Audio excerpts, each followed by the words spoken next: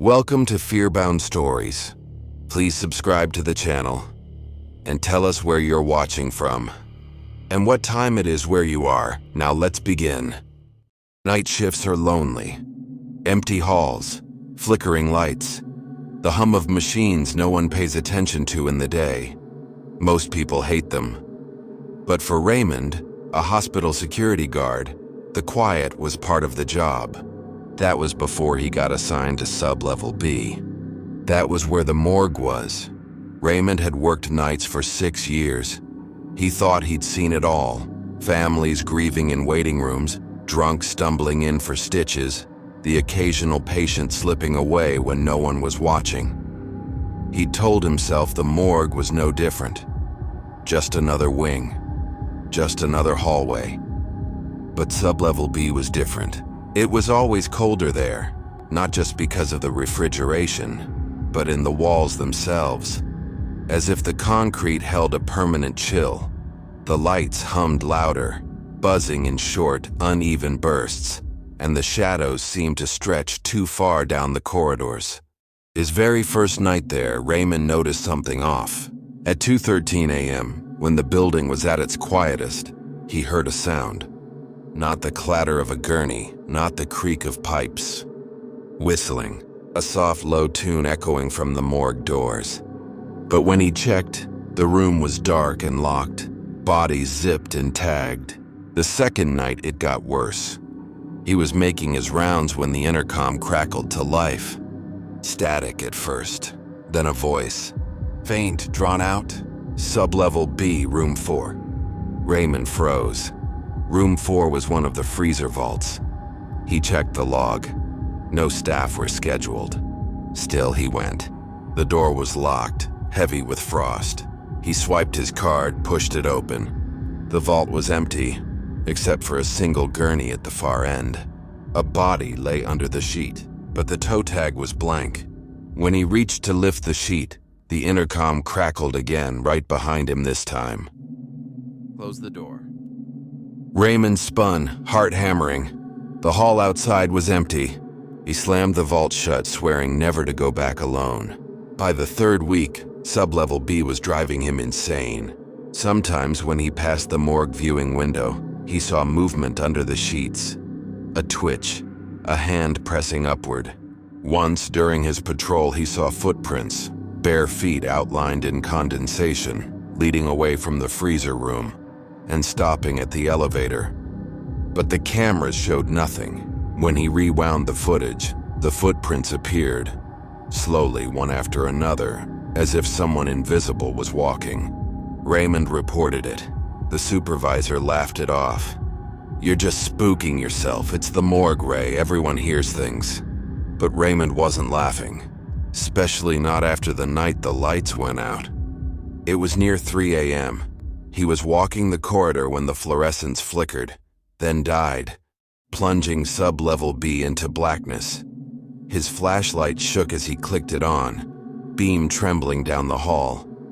The whistling started again, closer this time. Slow, patient. He followed it against every instinct until it drew him to the morgue doors. He lifted his light and froze. Every freezer drawer was open. Dozens of them, sheets draped down like empty cocoons. And on the floor, faint impressions, as though knees and hands had pressed into the tiles, as though the dead had climbed out. Raymond staggered back, dropped his radio, and ran. But the elevator wouldn't come. The button clicked red, unresponsive. Behind him, something moved, soft, dragging steps. He turned. In the beam of his flashlight, a figure stood at the far end of the hall. A woman, pale, her hospital gown clinging to her frame, eyes black pits. Her head twitched as though it had been broken once and never set right. She took a step forward, lips parting. And in the same low voice he'd heard on the intercom, she whispered, "Close the door." The light snapped back. The freezer drawers were sealed. The hall was empty. Raymond quit the job the next morning. But even now, when he walks past automatic doors or hears an intercom crackle, his stomach twists. Because sometimes, faint through the static, he swears he hears that same tune, whistling, waiting. Before we move on to the next story, give us your verdict on this one. And don't forget to like and subscribe. Hospitals never really sleep. Even at 3 a.m., machines hum, monitors beep, and somewhere a nurse's shoes squeak faintly down a hallway. But there's a difference between a hospital alive with quiet activity and one where silence hangs like a heavy curtain, pressing down on your ears until you're certain you can hear your own heart. Mark, the new night janitor, learned that difference in Ward 6A. Ward 6A was closed. Patients had been moved out months ago after budget cuts. Some said it was temporary. Others said the wing had been unlucky. Too many deaths, too many codes called at odd hours. Officially, it was storage now. Unofficially, staff whispered about it the way children whisper about houses at the end of the street. Something's wrong there, but no one says it too loud. Security required nightly sweeps. Janitors were told to clean once a week. Mark drew the short straw. He told himself it would be easy, just a dead ward. 14 rooms, empty beds, flickering lights. But his very first walk down its long corridor, he felt something watching. It started with the glass. He was pushing his broom past the windows when he saw her reflection. A nurse, tall, thin, in the old-style white uniform with a pointed cap. She was walking behind him. Mark spun around. The hall was empty. He laughed nervously and told himself it was just his imagination. He kept sweeping. But when he glanced at the glass again, she was closer. The next night, he brought a flashlight, convinced the overhead lights were playing tricks. Ward 6A smelled different from the rest of the hospital. The air was damp, stale, tinged with something metallic, like dried blood mixed with mold. He reached room 12 and froze. Someone was humming. A woman's voice, low and steady, drifting from the dark room. He forced himself to look inside. Empty, but the humming didn't stop. It was coming from the intercom speaker mounted above the bed. The intercom system had been shut off months ago. By week 3, he was losing sleep. He jumped at shadows, startled at his own reflection. He tried to joke about it. When he mentioned it to a security guard, the man's smile faltered. "Don't let her follow you out," the guard muttered. Mark laughed nervously. "Who?" The guard's eyes hardened. "The nurse. Everyone sees her eventually." On his 5th week, things escalated. The cameras caught something. Mark had reported strange noises the night before, so security pulled the footage. At 2:47 a.m., the camera showed Mark pushing his cart through 6A. The hall was empty, but 5 seconds later, in a flicker of static, a figure appeared behind him. A nurse in white, her head tilted sharply as though her neck had broken once and never healed right. Her mouth hung slightly open, lips blue, and she followed him for 2 full minutes, step for step, before vanishing in another burst of static. Mark almost quit then, but he needed the paycheck, so he kept going back. That night, the humming was waiting for him. This time, it wasn't one voice. It was several, layered, all singing different, broken tunes, bleeding into each other like a choir of the damned. Mark clapped his hands over his ears. The sound came from every intercom speaker, though the system remained unplugged. The lights buzzed overhead, flickered, and then one by one they shut off, until only the far end of the hallway glowed, and in that glow stood the nurse. Her pale face twisted into a grin that wasn't human. Her hands clutched a clipboard so tightly the wood cracked. Mark backed away, heart hammering.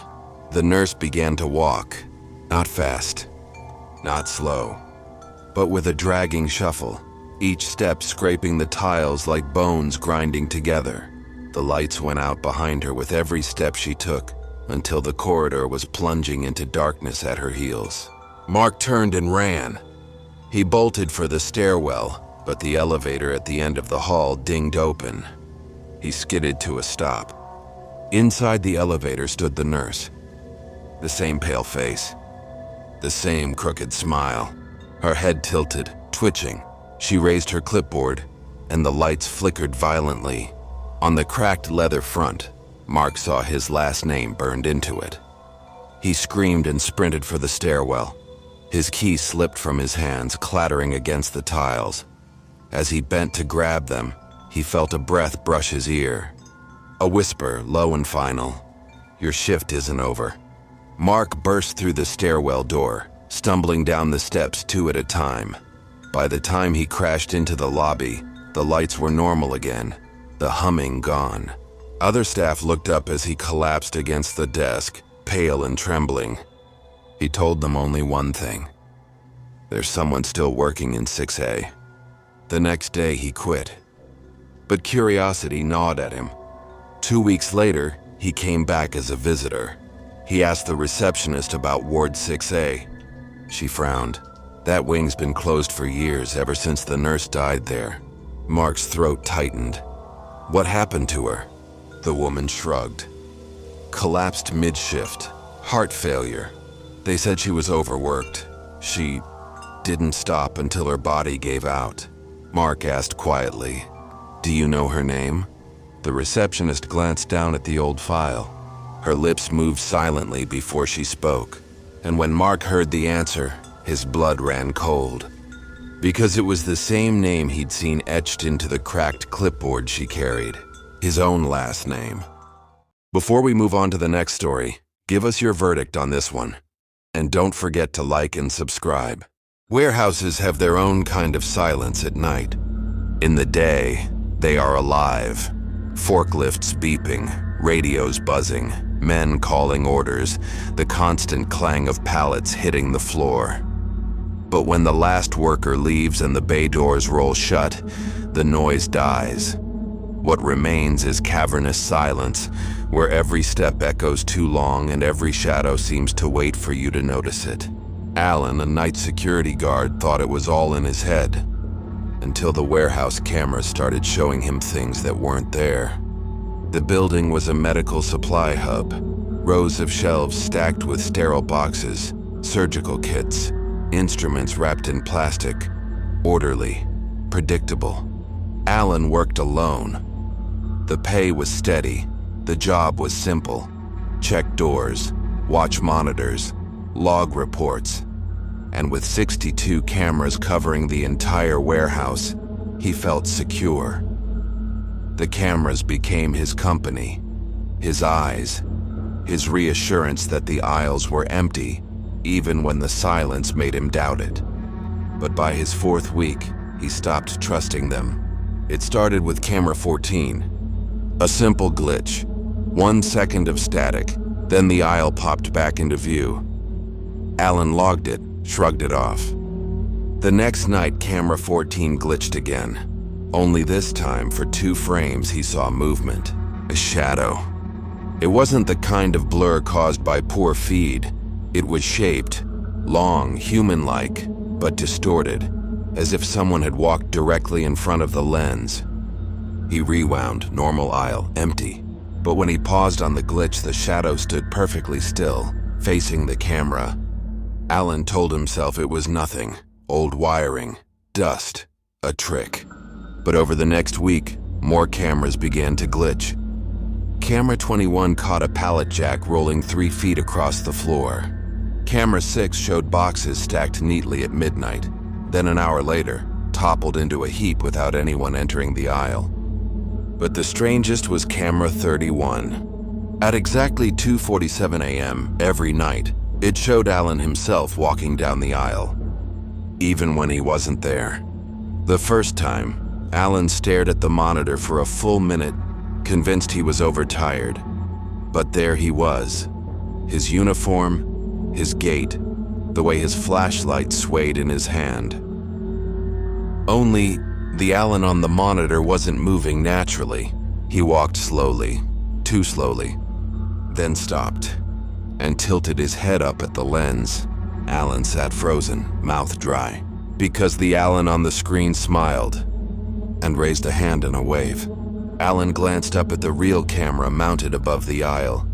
He was sitting in the control room, not walking, not waving. When he looked back, the monitor cut to static. When the feed returned, the aisle was empty. The next morning, he filed a report. Management dismissed it. Old system. Just clean the lens, don't overthink it. But Alan wasn't overthinking. He was scared. By his second month, Alan dreaded the 2:47 a.m. window. He tried tricks to prove it was all mechanical failure, walking into the aisle with his flashlight, tapping the camera pole, even filming on his phone to compare the feed. But the Alan on the monitor always behaved differently. Sometimes he just stood still, smiling. Sometimes he paced in tight circles. Once, the copy pressed his face close to the lens until the screen warped with static. And every time, the feed ended with him tilting his head at the camera, the same way the shadow had in camera 14. Alan stopped sleeping well. He had dreams of walking the aisles, alone, with cameras above him blinking red like eyes. In the dreams, he never stopped walking. He just circled endlessly until another version of himself stepped out from between the shelves. Then came the night the alarms tripped.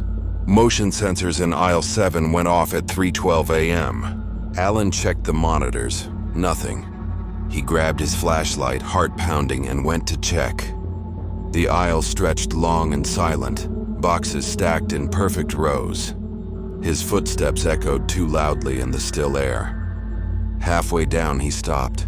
A single box had been pulled into the middle of the aisle. Its lid was open. Inside wasn't medical equipment.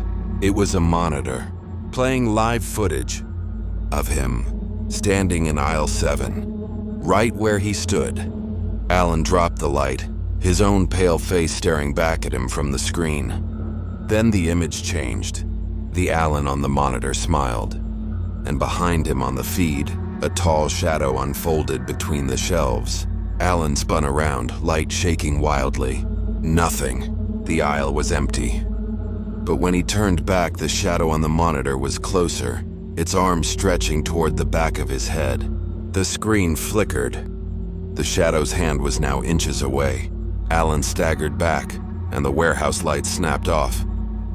The control room monitors all lit up at once. Every single feed showed Alan, in different aisles from different angles, but none of them matched what he was doing. Each Alan stood still. Each stared up at the cameras, and each one smiled. Alan quit the next day. He didn't even collect his last paycheck. But sometimes when he looks at his phone late at night, the screen flickers, and for half a second, he doesn't see his reflection. He sees himself, standing behind him, smiling. Before we move on to the next story, give us your verdict on this one. And don't forget to like and subscribe. Factories don't really sleep, even when the belts stop, when the machines go cold, when the last worker leaves. The air hums with memory. You can smell the oil, hear the echo of clanging metal, feel the vibration of long shifts that ended years ago. Evan, a night security guard, always said the silence was worse than the noise. And he was right, because in the abandoned wing of the factory, the silence had a heartbeat. It kept time with the clock. The plant had been downsizing for years. Once it had employed hundreds. Now, only one wing still ran. The rest sat dark, left for future redevelopment that never came. That was where Evan patrolled, alone. He hated it. The abandoned section smelled of mildew and grease. Rusted machines hunched like skeletons. Rats skittered in the walls, and the concrete dripped with condensation. The fluorescent lights buzzed, flickering at random as if the building itself was trying to blink awake. And on his patrol route, every hour he passed the old break room. That was where the clock stood. A heavy iron gray punch clock bolted to the wall built decades ago. A tray still held neat stacks of punch cards, their edges curled yellow. Nobody had used it since the 90s, but it had never been removed. The first week, Evan barely noticed it, just another relic, another reminder of better times. The second week, he started to feel uneasy. Every time he passed, he felt eyes on him. The clock face seemed to watch, its needle trembling faintly as if ticking, though the hands never moved. And on his third week, it began. At 2:00 a.m. exactly, as he passed the break room, he heard it. Click! The unmistakable sound of the punch clock stamping a card. Evan froze. He knew he was the only one there. When he approached, a fresh card lay in the tray. The namespace was blank, but in red ink the time was stamped 2:00 a.m. The next night he watched. At 1:59 he stared at the clock. At 2 eyes it clicked. A card slid into the tray. This one bore a faint smudge, a dark streak like grease. By the end of the week he had a small pile of them, each card stamped 2 a.m. Each one blemished, a smear, a thumbprint, a faint red streak that looked disturbingly like dried blood. Evan kept them in his locker, not sure why, maybe to prove he wasn't losing his mind. But when he tried to show a co-worker on the morning shift, the stains were gone. The cards were clean. Too clean, like they'd been freshly printed. He told himself it was a glitch, old wiring, stuck gears, until the cameras caught it. Camera 12 pointed straight at the hallway by the break room. For weeks, it showed nothing but stillness. But on the night the clock stamped at 2 a.m., the feed warped. Static hissed, and for 3 seconds a figure appeared. A man. Tall, broad shoulders, steel-toed boots, a factory uniform stained with grease. But his face blurred, features melted by static. And he wasn't punching in, he was staring into the lens. Evan reported it. The supervisor laughed. Factories full of EMF, old wiring. Cameras pick up junk all the time. But when Evan checked the log, the motion sensors had tripped. At 2 a.m. Exactly. After that, the patrol grew unbearable. He began hearing things. Footsteps behind him. Heavy. Deliberate. Marching in rhythm like men walking the line. Once, the break room light flickered on as he passed. Through the glass, he saw tables crowded with mugs, steam curling from them as though workers had just left. When he blinked, the room was dark again. One night, he brought his phone. He wanted proof. At 1:55 a.m., he filmed himself standing in front of the clock. The corridor was silent. His flashlight beam wavered over peeling paint. At exactly 2 a.m., the clock clicked. A card slid out. This time there was writing. His name. Below it, scrawled in shaky red letters. Still on shift. Evan dropped the phone. His breath came in ragged gasps. When he picked it up, the footage showed something he hadn't seen in person. A man standing just behind him. Blurry, faceless, holding a card. Evan almost quit, but he needed the paycheck. So he kept coming back. And the clock kept stamping. By his 5th week, things escalated. The cards no longer appeared blank. They bore names. Old names. Names of men who had died on the job decades ago. He checked the archives to be sure. There they were. Accidents in the 70s and 80s. One crushed in a press. One burned in an electrical fire. One fell into the gears of a conveyor. Every name had a date. Every card bore the stamp 2 a.m. Then came the night of the storm. Rain hammered the roof. Thunder rolled. The power flickered. Evan forced himself down the hall at 1:59. The lights sputtered. At 2:00, the clock didn't just click. It roared. Stamping over and over, spitting out cards until they littered the floor. Dozens, hundreds, each one stamped with his name. The air grew heavy. Footsteps pounded from the dark, not one pair, dozens. When Evan turned, the corridor was filling with men. Workers in tattered uniforms, their faces burned, broken, skin gray and sagging. Each carried a card. Each stared at him with hollow sockets glowing faint red. And at the far end stood the faceless foreman, clipboard in hand. He raised it slowly, and in a voice like metal grinding on metal, he rasped, "Back to work." The lights burst, plunging the corridor into strobes. Every flash showed them closer. The men, the hands reaching, the cards pressed toward him, until the final flash showed the clock face glowing red, and then darkness. When the day crew arrived, the factory was silent. The patrol log showed Evan checked in at 1:30 a.m., but he never clocked out. In the tray stacked neatly were hundreds of punch cards, all with his name, all stamped 2 a.m. Before we move on to the next story, give us your verdict on this one. And don't forget to like and subscribe. Most offices are dead at night. Desks sit empty, chairs tucked in, computers dark, the carpet silent under your shoes. The only sound is the hum of the HVAC and the faint buzz of fluorescent lights. But not every office sleeps. Some keep working, even when everyone's gone. Tom, an overnight IT worker, found that out the hard way. Because floor 9 of his building wasn't empty. Tom liked the night shift. It gave him space, peace. No bosses breathing down his neck, no co-workers asking for help with their printers, no phones ringing, just servers humming and coffee keeping him awake. Floor 9 was quiet too. Half the cubicles were empty, vacated after a company merger. Whole rows sat stripped bare, with unplugged monitors and dusty keyboards. The vending machines in the corner were dark, humming faintly as though they hadn't been powered down correctly.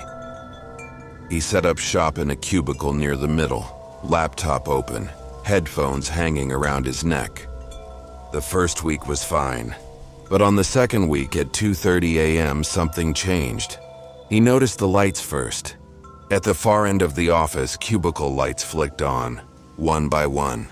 Click, click, click, as though someone was walking past, triggering them in sequence. But there were no motion sensors on that floor. Tom grabbed his flashlight, went to check.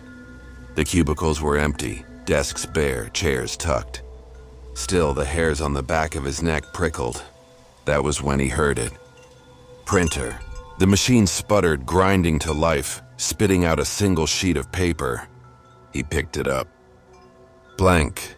He laughed nervously, tossed it away, told himself it was just a stray job caught in memory. The next night, the same printer whirred again. This time, the page wasn't blank. One line ran across the center, faint and crooked. "Who's still working?" Tom's hands went cold. He yanked the plug from the wall. But when he walked past an hour later, another sheet lay in the tray. "We are." He stopped laughing after that. By week 3, the floor had changed.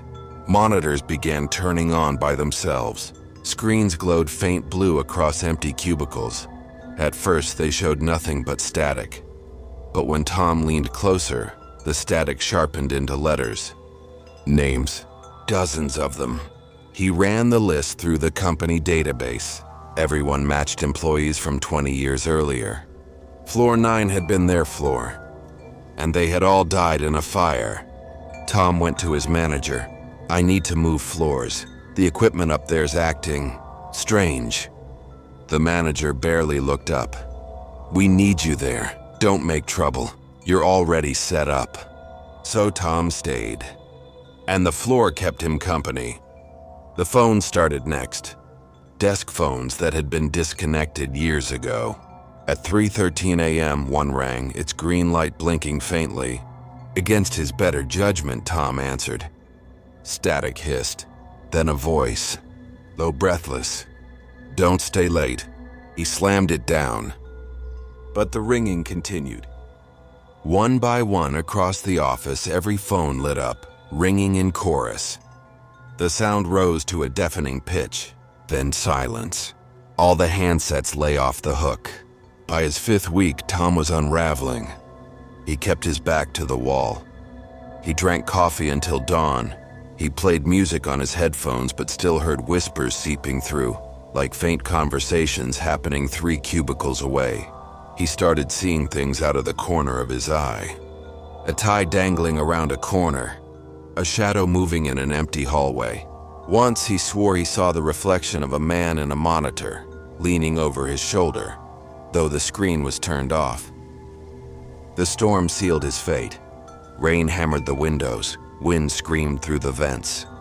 At 2:30 a.m., the cubicle lights at the far end flickered on again.